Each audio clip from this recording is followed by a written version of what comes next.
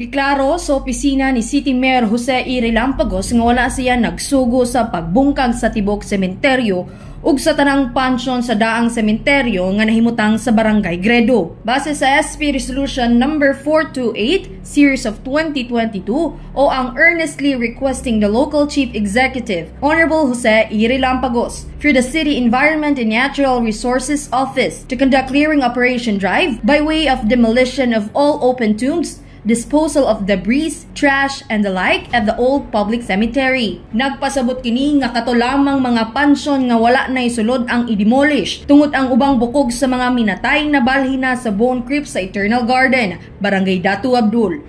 Walay kamatuoran nga pati kato mga pansyon nga naapay sulod, gipaapil o guba. Klaro sab ni City Economic Enterprise Management and Development Office Head Nemesio L. Rasco Jr.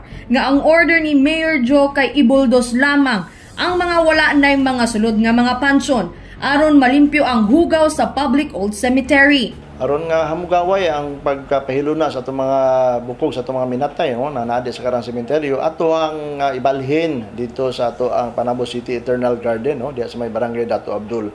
So dali ra ang ato ang opisina diya sa may bus terminal sa ibabaw, mezzanine floor, na ato dahil mga personahe sa ato ang Panabo City Eternal Garden nga mo cater sa inyohang mga pangutana mahitungod ni ana. Mahinumduman usab nga adunay gihimong public hearing si Mayor Joe nga imbitado ang tanang hingtungdan adtong Hunyo 1, 2022 aron nga makuha ila mga suhestyon ug mahatagan sila og impormasyon sa mga lakang sa LGU. Aduna usab gipagulang nga usa ka frontline news adtong Mayo 27, 2022 aron mahatagan og pagtagad ang mga concern sa katawhan nga makita sa Panabo City Information Office Facebook page. Kauban si kamera si Louie Panagsagan. Kini si Tima Sebedo gikan sa City Information Office Broadcast Services.